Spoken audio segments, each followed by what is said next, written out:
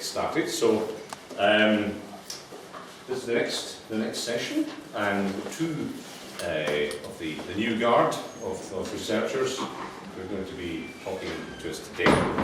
And again, like the session I did this morning, luckily there's only two speakers, so that means a little bit of laxity again when it comes to the time. So there is plenty of time, but don't go much over 20 minutes, but there is time to... I have an hour ready. Okay, so I'd like to introduce Karin Murray-Bergquist from the University of Iceland, who's doing a Master's in Viking and Medieval Norse Studies. She did her undergraduate in Social Anthropology and French at Dalhousie University in Nova Scotia. So we can look forward to an interesting talk about vanishing islands, and we've managed to get the technology to work. The PowerPoint threatened to vanish as well, but we got it back eventually. Thanks, Karin. Thank you. So I've titled my talk On Solid Ground, partly because I needed a title, and also partly because when I started doing the research for this, I realised I was getting into very deep water. So it seemed a bit reassuring. Yeah, so what I've been looking at is vanishing islands in folklore and in exploration literature. As an imagined landscape, vanishing islands are very distinctive in nature. That's how it works. Blending the lore of land and the lore of the sea, and evoking both a sense of warning and also a brawl. And so I argue in this paper, in this presentation, that it's the effect of such legendary land and seascapes shown in the stories told about them and the attempts made to claim them that unites them. The defining elements of such tales which link them together are their perceived remove from the ordinary human world, their association with high risk and deadly peril, and the equally strong attraction of their rumoured but inaccessible riches. They can be understood as a means of coping with an environment that can be harsh without defying it. And as a specifically northern motif, there are certain themes shared throughout these stories. Samuel Eliot Morrison in the European Discovery of America suggests the Navigatio Sancti Brandani, from which that illustration comes, as an initial inspiration and the basis for the northern exploration literature tradition, remarking the whole atmosphere of the story is northern, and pointing out that despite the far-fetched nature of its narrative, it does ring true to sailors in northern seas. Islands play their role in St. Brendan's voyage as well, and in a variety of forms, from the distinctly spiritual to almost the humorous, in which a supposed island is in fact the back of a very polite whale. So two main types of island have formed the basis for this study, with a third emerging between them. Vanishing islands, which are understood to be supernatural or in some way physically unreachable, constitute an imagined landscape or seascape with strong effects on the way people view the natural world. And islands that have been placed on the map and perceived, or at least theorised, as part of the physical world are informative sources on human history. Inhabiting space between these two types are islands that are now known and inhabited, but whose origins are said to have been otherworldly, and islands that have been removed from our world to the world of the supernatural. For reference, the folklore motifs that have involved themselves in my study are F213, Fair Land on Island, and F730, Extraordinary Islands, both often found in the tale type ML4075, Visit to Fairyland. In connecting these tales with Arctic exploration narratives, I hope to demonstrate an affinity between them. I intend to connect northern exploration history, and in particular the search for the Northwest Passage, with this body of vanishing island lore, suggesting mutual influence between them and possible reasons for the traits that they share. So, let's start with the idea of beyondness. The attraction of the unknowable is frequently cited in the literature of exploration, and especially in the rhetoric surrounding the North up to this day. Jean-Baptiste Charcot phrased it very eloquently when he talked about the attrait des pôles, the attraction of poles. That's something obviously more than the physical magnetic attraction, the attraction to the human mind. In a sense, the 19th century saw sort of a shift in direction from west to north as the direction of the unknown, of mystery, as the Americas became increasingly settled by Europeans, but the icy seas remained largely and temptingly uncharted. Despite the forbidding traits that Arctic regions undoubtedly possess, those looking towards the north have frequently envisioned paradises within them. The Greek writer Pictus was one of the first to write about the midnight sun with a sense of fascination and wonder in his description of the land of Thule. And throughout the years, Thule took on some very Hyperborean traits as well. Its most significant geographical trait was that it belonged to the north. Likewise, the constant light of dawn or unusually long hours of daylight became part of supernatural island lore, and often they turned into places where the sun never set, or to which the sun returned after its daily trajectory. Although the symbolic or the spiritual aspects of this were in evidence as well, it is true that northern places are distinctive by their long hours of sunlight in summer, and these islands were generally located beyond the map. Islands already had a long association with the sense of otherworldliness, beyond those described in the Navigatia. Likewise, likely the most famous of these nowadays is Avalon, which is obviously best known from Arthurian legend, but also referenced in the Norse Volsunga saga. So they already had kind of an association with another world. Perdita, the lost island, is described in De Imagine Mundi of the medieval period. It's an island that can only be found by chance. And in this, it's perhaps the best demonstration of this kind of distance. It's an uncertainty not only accepted, but embraced.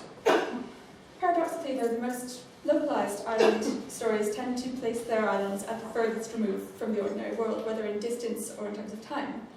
On the west coast of Ireland, it seems almost as though every community has another name and another legend for an island impossibly far away or long since lost beneath the waves.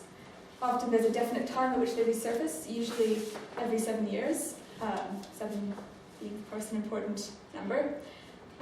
But how did they come to be that way?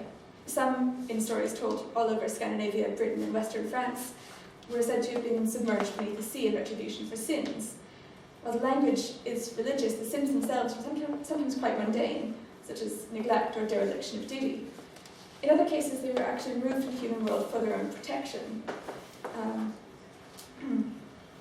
And evidence for the existence of these otherworldly islands is cited, things like the appearance of branches of holly or heather, other items of matter belonging to the land being found far out at sea.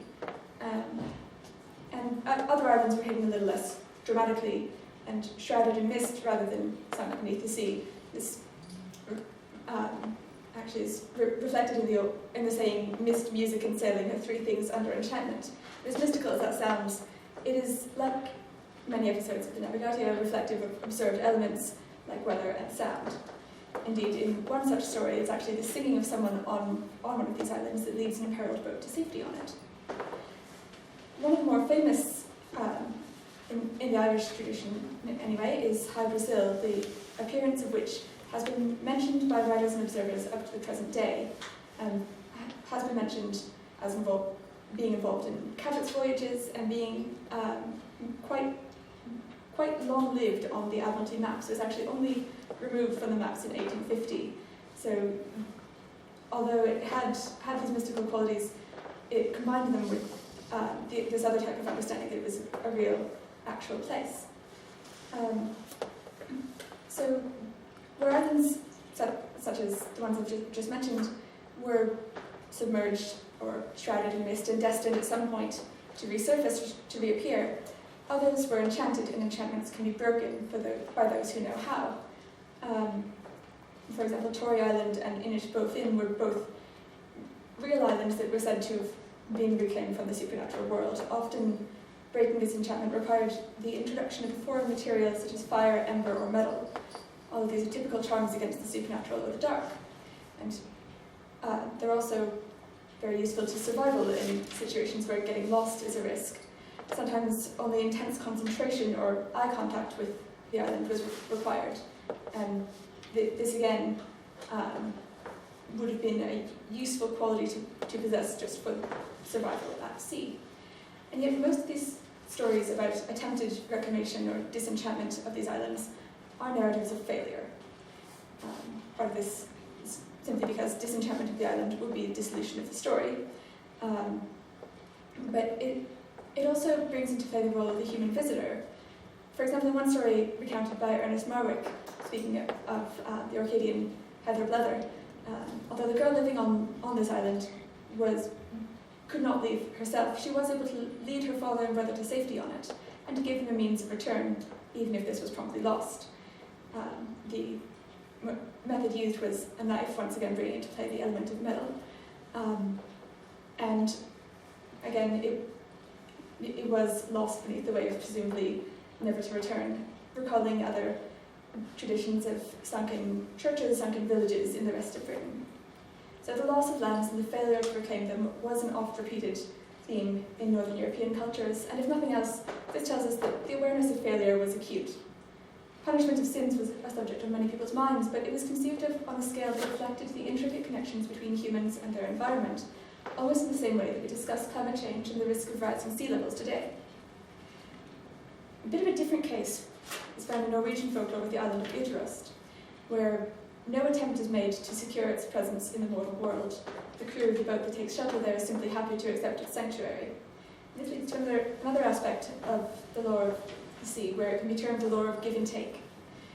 The sea is a benefactor with dangerous qualities, and just as it is said that some would refuse to aid a drowning man in the principle that the sea must have its own, others have accepted their luck in a rescue unlooked for, knowing it is not a guarantee. But most of these stories of enchanted islands have them appear like Perdita to those who do not actively seek them. Although this may seem counter to the attitudes of explorers, whose role was to do exactly that, it certainly reflects the element of chance or surprise, and the theme of otherness was crucial to their tales as well. And the otherness of supernatural islands was often, as it demonstrated, associated with the dead or the lost. This made them extremely perilous to the ordinary living person. They are in this sense comparable to stories about raths or tamilai, places on land that are associated with the dead. You could almost say that breakers and standing waves seem to have taken a similar role, just in a maritime setting. The island of Uterust, which I've just mentioned, was said to only be visible to humans in mortal peril. And similarly, there are many stories of islands where there's a supernatural deed of rescue performed by someone who's already been lost at sea. The story of Hildeland, the home of the Finn folk, features these as well. And although the island itself is mentioned as a refuge and a real physically reachable place, it seems it's only the dead or the lost that can guide others there. So in illustrating the dangers of the sea, explorers seem to have spoken the same language, just using slightly different terms. Just as yarns of seafaring dangers, islands under enchantment, sunken lands submerged by divine wrath, carry practical or social information, the stories of newly discovered islands could serve their dual purpose. In terms of vainglory, they could certainly allow ambitious men to put their names or their patrons' names on the map, but they could also serve to indicate something genuinely experienced at sea and to warn future explorers of actual dangers. Such things as fog were part of the supernatural aspect of Vanishing Islands, but they were also the lived experience of fishermen and sailors. The accounts, although tinged with supernatural tones, of the 1783 emergence of a volcanic island off of Iceland illustrate one possible use of such lore as a valuable guide to real dangers. And actually some islands owe their continued attribution on the nautical charts to the presence of mind of certain map makers who included every possible obstacle in order to clear themselves of blame should cargoes run aground. Islands thus marked became known to sailors as flyaway islands, although they were considered potential dangers until proven otherwise. And it's interesting to note actually how map makers have dealt with doubtful islands over time, first reducing their size, marking them as underwater, calling them rocks or something other than islands, and finally covering them with the map legend. High Brazil, which I mentioned earlier, they eventually resolved that uncertainty by giving its name to Brazil Rock off of Sable Island, Nova Scotia, which is a phantom island in a very different sense in that it's caused many shipwrecks over the centuries. So both forms of Vanishing Island thus represent experience and different ways to convey knowledge. The matter of material gain will be explored in a moment, but it's crucial to note that this was intimately linked to the idea of risks taken and peril endured. The mania around the Northwest Passage may have been commercial, but it's become fantastical in the minds of subsequent generations. It's almost become a sort of siege perilous in which the unworthy, those not chosen to discover it, would be destroyed. Yet, as Robert McGee points out, surprisingly few ships were lost on the search for the passage when you consider how the language that grew up around it, the constant descriptions in the explorers' narratives of dreadful danger and possibly perilous ice. The imagery is otherworldly, as though this mortal peril were part of the enchantment or the breaking thereof to ensure possession of the territories in question. Adding to this sense of unease is the very real change that ice undergoes through the seasons, making the passage impossible to pin down year to year without constant on-site observation. Part of the knowledge that can be gained from this lore then is cautionary. It ranges from moral warning against abstract sins to practical warnings against known misdemeanours such as the careless behaviour towards the sea. And the reverse is illustrated by stories in which islands are successfully reclaimed for the human world by magical means and disenchanted with a view towards taking possession. Right. So possession was a bit of an interesting question, actually. At certain points in history, the 17th century seems to have been a very interesting time in Britain for the merging of rational empirical ideas and also folklore. It was during this century, according to T.J. Westrope, that a sea captain made a claim for ownership of an island whose existence was yet uncertain and which was later disproved. He was actually not the only one, but lest we think that claims of ownership to lost islands too ridiculous, remember that Canada considered Sir John Franklin's lost ships a national historic site well before the finding of the Erebus. So possession in theory appears to have been good enough.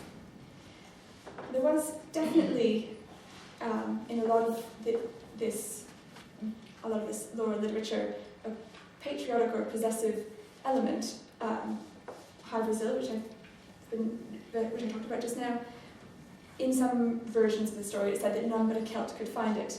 So belonging, even in the most tenuous and theoretical sense, to one's own group was recognised as being important.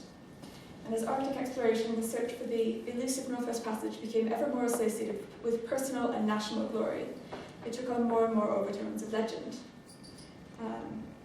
Because in a lot of the folklore, there is visible this desire to claim from the unknown an amount of control or ownership.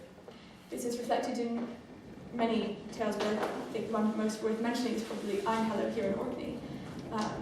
His name is explained as meaning Hinhallow, last island to be made holy. It's at once a tangible physical place and a legendary one, which was won through strenuous effort and particular knowledge. Almost a reverse case is Bass Island, featured here, very detailed map, some lovely illustrations of a place that never existed. Although the cartographers, again according to Morrison, the cartographers loath to give it up, introduced a sunken land of Bass, which, like High Brazil, hung on into the 19th century. As I mentioned before, sinking these doubtful islands was a very popular way of disposing of them without too much embarrassment. Its existence didn't go unquestioned after its initial discovery, but as subsequent expeditions passed that way without seeing it. But the presence of heavy weather in that area of large waves did make people suspect that there was something there worth noting.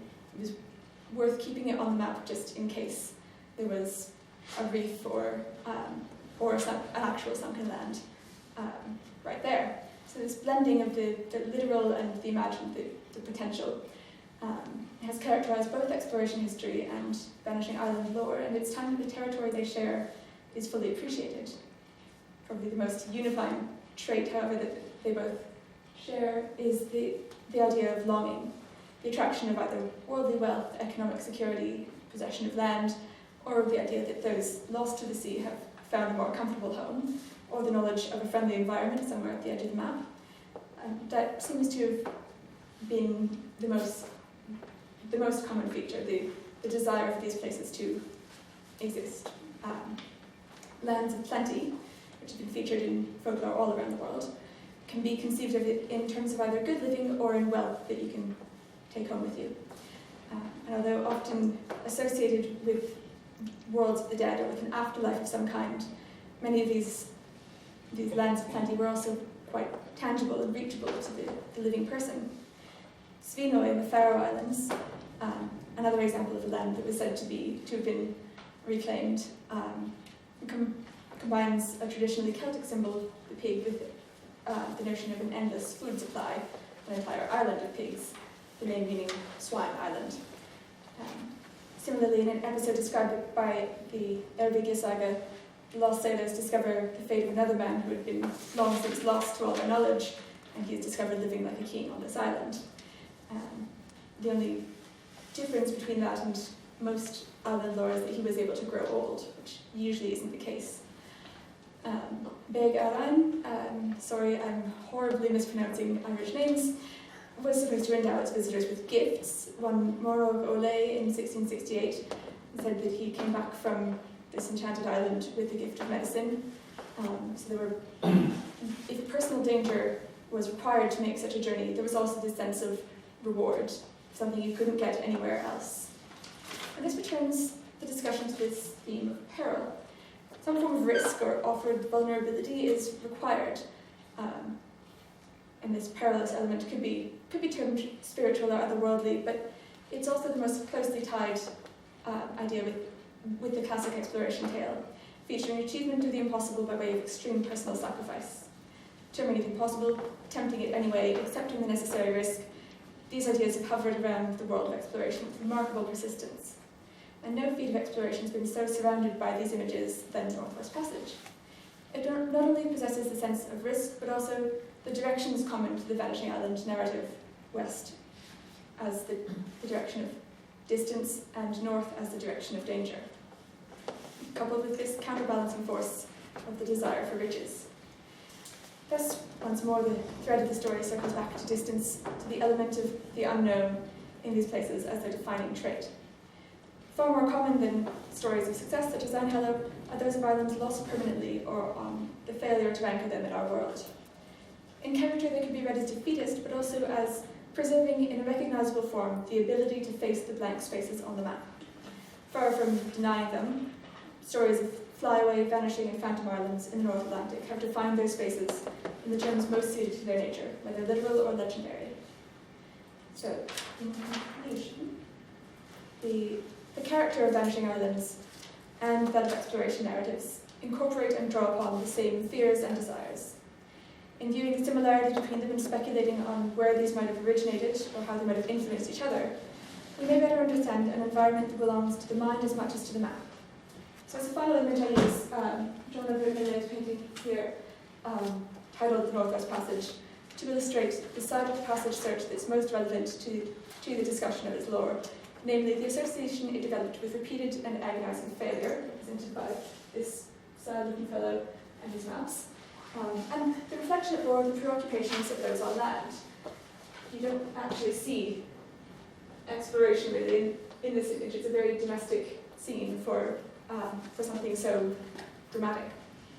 So the lessons, if we can term them that, in the lore of mystical islands are not only about respecting nature and its strength, though that's a part of it, they're also about respecting luck and chance or providence. Part of it as well is about testing those boundaries, and it's here that the exploration history plays its largest role in following the same narratives. There are familiar patterns in the quest for glory, the search for the unknown, and finally the failure to discover or to retrieve one crucial, tantalising mystery. It is relevant that this kind of landscape served in part as a means of coping with uncertainty, a need that we have not lost today. The traits of distance, danger, and desire are still reflected in the modern mentality, despite the greater factual knowledge of the literal world. We still do tell stories about it, we even work it into our science fiction. If anyone's read The Hitchhiker's Guide to the Galaxy, you're familiar with Magrathea, the planet that was lost and was sort of intergalactic legend. In terms of what we perceive and what we imagine of the natural world, instability is an increasing factor today, and we still look for our place in the story as much as we have in the past in these stories of disappearing islands and elusive passages in the northern seas. Thank you.